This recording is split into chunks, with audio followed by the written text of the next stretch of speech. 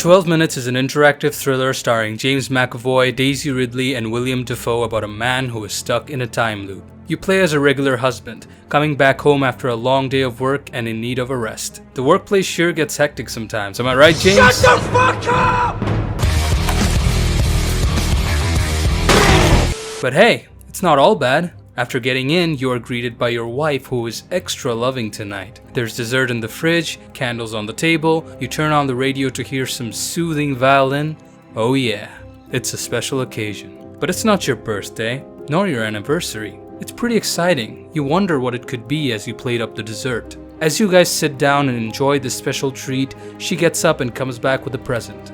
You nervously unwrap it to find baby clothes. A flower embroidered on the front. There's a name too, Dahlia. It's your mother's name. It's obvious now, you're going to become a father. As you try to collect yourself and contemplate on the news, suddenly there's a knock on the door. Your wife is startled. She opens the door. Outside there's a bald man in a suit. I'm with the police. Turn around, please. What? Me? Yes, you. Hands behind your back. Let's go. Hold still. Sir? Hey, you're hurting me. He grabs your wife and throws her to the floor. You try to retaliate, but he's too strong. He knocks you down like a plank of wood and cuffs you. He starts interrogating your wife about a watch, her father's watch. Keeps asking where she hid it. He also says, You're under arrest for your father's murder 8 years ago. No. You're dumbfounded. You know your wife hides nothing from you. Sure, you don't know much about her past, but you two have been together for so many years. What did she do to her father? But she wouldn't budge, no matter what. So, the man moves on to you. The man starts choking you, forcing your wife to spill where she hid it. She cries out over and over, but then you hear it, just before you fade into an everlasting sleep. Please, the watch is in Deja vu. You're standing at the doorstep, gasping for air. The cop is gone. The table is clean. The lights are off. Your wife comes out of the bathroom and kisses you just like before. You ask her if something's wrong. She doesn't understand. What? The day had just repeated, and it's like nothing happened. Now you're left to wonder, how do you break the loop? Why do you only have 12 minutes? What is your wife hiding from you? Did she really kill her father? And most importantly, who is this guy? Is he a thief? Is he the Poe? Is he the friend? Or is he the foe? Hey, that's right, motherfucker. You're watching Let's Talk Gaming. This is my show. Fuck you.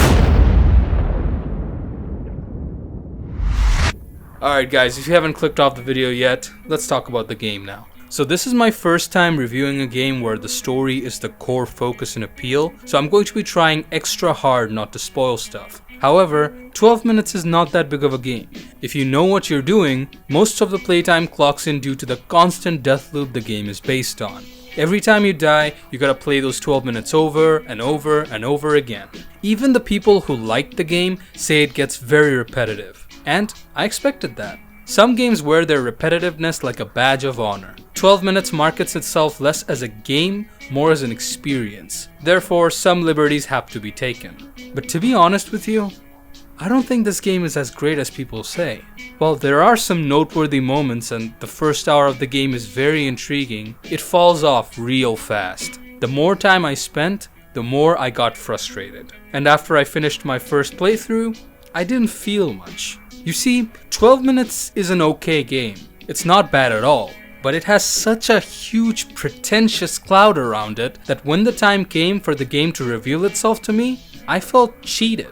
There is something very amateurish about the storytelling, the mechanics, and for a game that supposedly gives you a vast array of choices, the illusion is ever present.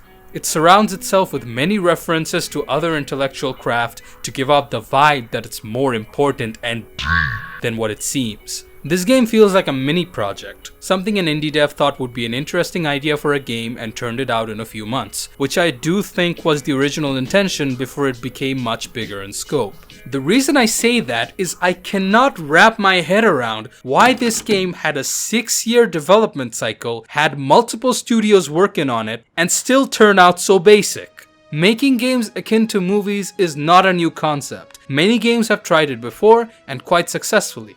Hell, Annapurna Interactive is the industry leader for games like this. 12 Minutes utterly fails not just to live up to its full potential, it also trips over its own time-bending rules. The main issue with 12 Minutes is the lack of a clear objective. Now, if you're a smartass, you might say, actually, the objective is to break the time loop. Shut the fuck up. Unless you're a Sigma male, or you have no life, or you just got insanely lucky doing random shit, you will get stuck on this game. And it's not your fault. This game has some of the most convoluted things that you need to do to move the story forward. And sometimes, after retrying for hours to get that perfect sequence of events that the whole story was pointing towards, the game goes, nope, that wasn't it.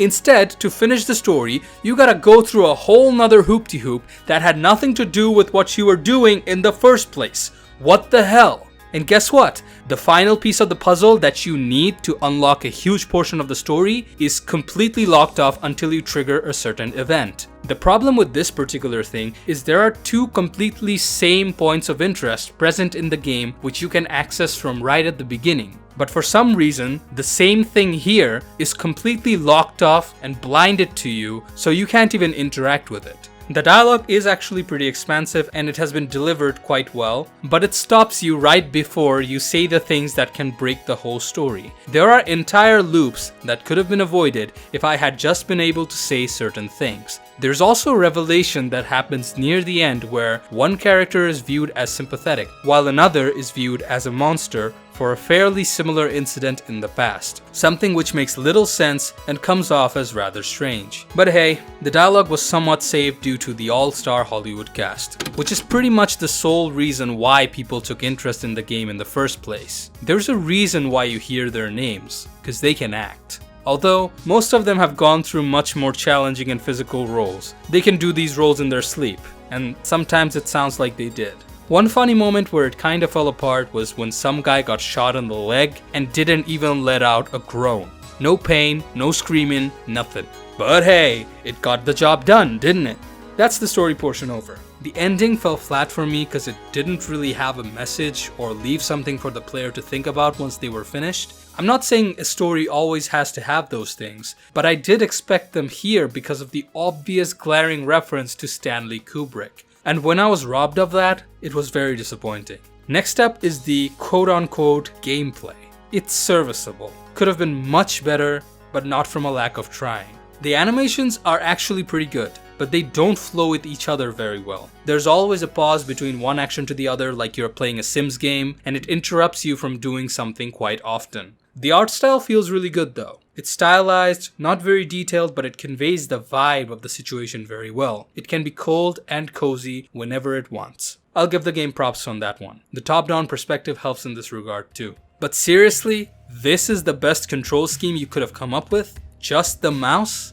I find it quite ironic that the director was planning to make this game very accessible so anyone could play it. I highly doubt that. If you give this game to someone who hasn't played any games before, it would not be a smooth experience. Why? Because as someone who's been playing games for a very long time, I was frustrated with the controls. You have to do absolutely everything with the mouse. You have to walk with the mouse, interact with the mouse, drag things with the mouse. If you make a misclick, the action doesn't immediately stop, so you have to waste more time during that loop. And since you only have minutes before restart, it gets very frustrating. There's that word again. Frustrating. I've conveyed that word quite a few times now. Why on earth is a game of such small scope with such a vast amount of time and resources so jank? To be honest, I have no idea. If this game was made by a small team in a short amount of time and budget, I would have been very impressed with the game. It has that passionate and personal vibe to it, but it wasn't made like that.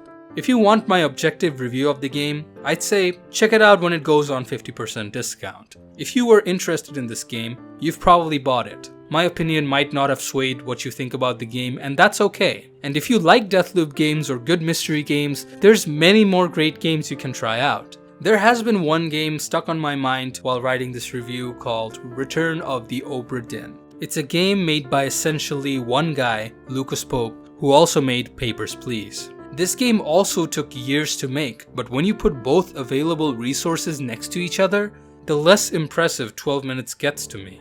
But if you want to try it out, buy it on sale, or watch your favorite YouTuber play it, that's the objective version of my review. But if you want my completely personal and emotional opinion, I don't like when a game lies to me. Great movies, art, or games don't have to tell you how great they are. They don't have to constantly bang their drums to show how bold or creative or deep they are. There's a quote that I've heard from a very good friend of mine.